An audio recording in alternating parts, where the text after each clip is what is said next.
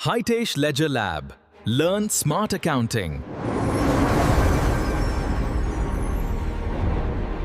हमारी आज की इस डीप डाइव चर्चा का केंद्र यही विरोधाभास है। और हमारा उद्देश्य इस चर्चा में इस अदृश्य चीज को समझना है जिसे अकाउंटिंग की भाषा में गुडविल कहते हैं।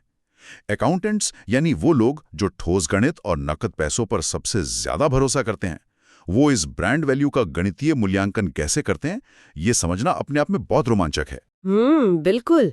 आम बोलचाल में तो हम इसे रेप्यूटेशन या अच्छी साख कह देते हैं। अब वो मोमेंटम है जो पहले ही बन चुका है। अरे वाह, ये मोमेंटम वाली उपमा तो बहुत बढ़िया है।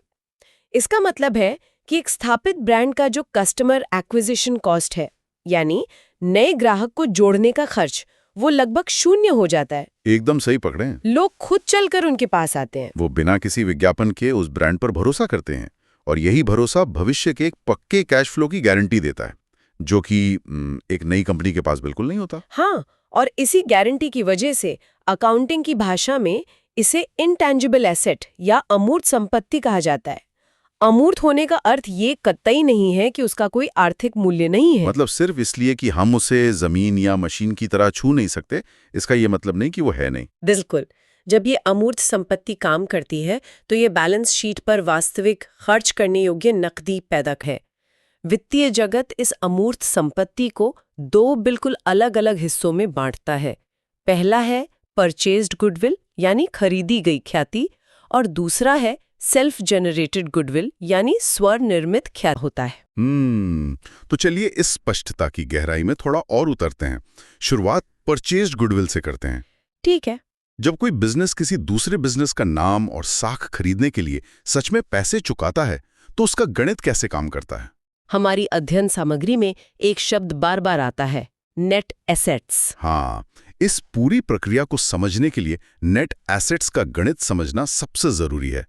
जब कोई कंपनी किसी दूसरे बिजनेस को खरीदती है, तो वो केवल एक नाम नहीं खरीद रही होती, वो एक पूरा ढांचा खरीद रही होती है। जी। नेट एसेट्स का सीधा सा फॉर्मूला है बिजनेस की कुल संपत्ति यानी एसेट्स माइनस उसकी कुल देनदारियां यानी लायबिलिटीज। इसे एक जमीनी उदाहरण से समझते हैं जो हमारे स्रोत में भी दिया गया है। मान लीजिए शहर के बीचों बीच एक बहुत ही मशहूर और पुरानी मिठाई की दुकान है। ठीक है। अब मैं उस दुकान को खरीदना चाहता हूँ। हाँ। सबसे पहले मुझे उसकी नेट एसेट्स की गणना करनी होगी। मैं उस दुकान की जमीन की कीमत लगाता हूँ, अंदर के डिस्प्ले काउंटर, ओवन, जो भी कच्चा माल रखा है, उन सब का हिसाब लगाता हूँ। मान लेते हैं कि इन सभी चीजों की कुल कीमत 12 लाख रुपए है। हाँ। इसके बाद मुझे पता चलता है कि दुकान मालिक को दूध वाले और सप्लायर्स के 2 लाख रुपए चुकाने हैं, जो उसकी लायबिलिटी है। तो यहाँ नेट एसेट्स की कीमत 12 लाख रुपए के कुल संपत्ति में से 2 लाख रुपए की देनदारी घटाने के बाद 10 लाख रुपए बचती है।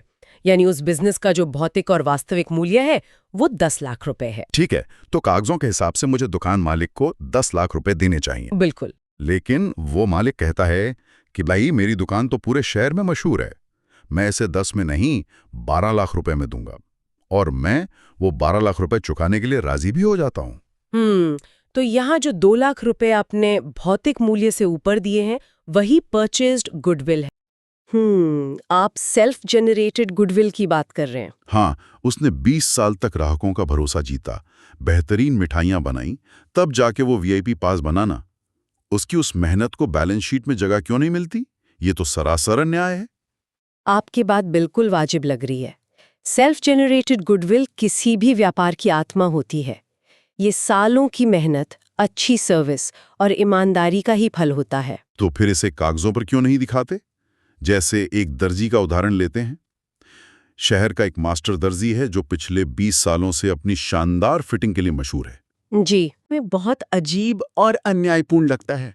जो खुद बनाता है उसकी संपत्ति का कोई हिसाब नहीं, और जो पैसा फेंक कर खरीद लेता है उसकी संपत्ति तुरंत कागजों पर आ जाती है। तो ऐसा नियम बनाया ही क्यों गया है? अगर वो दर्जी अपनी बैलेंस शीट में खुद ही अपनी गुडविल लिख दे तो दिक्कत क्या है?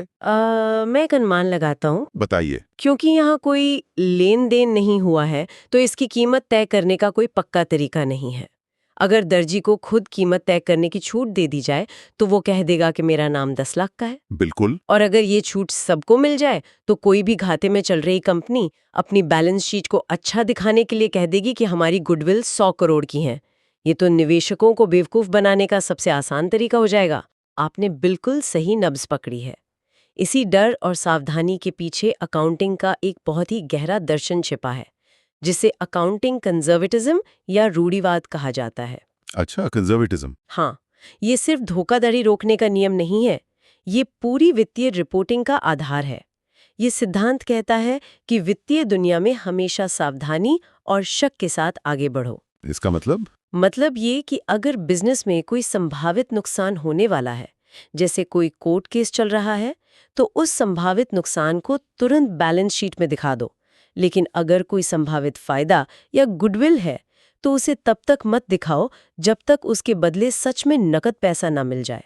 अरे वाह, मतलब व्यापार की दुनिया में बुरी खबर को तुरंत मान लिया जाता है, लेकिन अच्छी खबर को तब तक सच नहीं मानते जब तक कि पैसे का लेन देन ना हो जाए। एक जो से गायब होती है। तो अब तक हमने जो भी गहराई से समझा है उसका एक तेज तार निकाल लेते हैं। गुडविल बिजनेस का वो मोमेंटम है जो एक्स्ट्रा मुनाफे की गारंटी देता है। ये एक अमूर्त संपत्ति है। हाँ, और अगर इसके लिए सच में कीमत चुकाई गई है, यानी बिजनेस खरीदते समय एक्स्ट्रा पैसा दिया गया है, तो वो परचेस्ड गुडविल है जो बैलेंस शीट में दिखेगी। और जो सालों की मेहनत से खुद बनाई गई है, वो सेल्फ जनरेटेड गुडविल है, जिसे सटीक माप न होने के कारण बैलेंस शीट में नहीं दिखाया जाता। बिल्कुल सही सार निकाला आपने। तो इस पूरी व्यवस्था को समझने के बाद एक ऐसा विचार मेरे मन में आ रहा है जिस पर हमें गंभीरता से सोचना चाहिए। वो क्या? हमने उस दर्जी की बात की जिसे नाम बनाने में 20 साल लग गए, लेकिन आज के इस डिजिटल युग में जहां एक रातों रात वायरल हुआ वीडियो या किसी ऑनलाइन ऐप पर हजारों 5 स्टार रिव्यूज की बाढ़ किसी अनजान बिजनेस की रेपुटेशन को कुछ ही घंटों में आसमान पर पहुंचा सकती है। सच में डिजिटल दुनिया की गति बहुत तेज है। हाँ, तो जो मोमेंटम बनाने में पहले दशकों लगते थे, वो आज कुछ ही दिनों में हासिल किया जा सकता है। ये वायरल साख भी तो एक्स्ट्रा मुनाफे की गारंटी दे रही है। बिल्कुल दे रही है। तो सवाल ये उठता है कि क्या स्वनिर्मित ख्याति बनाने का वो पुराना 20 साल वाला तरीका अब बदल रहा है? ये सोचने वाली बात है। और उससे भी बड़ा सवाल, क्या भविष्य में कभी अकाउंटिंग के नियमों को, जो अभी सिर्फ नकद लेन देन को ही सच मानते हैं, इस तेज डिजिटल भरोसे को मापने के लिए खुद को बदलना पड़ेगा? ये एक बहुत ही प्रासंगिक और गहरा सवाल है। भविष्य की अकाउंटिंग को शायद इस चुनौती का सामना करना पड़े। बिल्कुल। हम इस विचार के साथ अपनी आज की चर्चा को यहीं विराम देते हैं। एक नए विषय और एक नए नजरिए के साथ फिर मिलेंगे। नमस्कार। नमस्कार।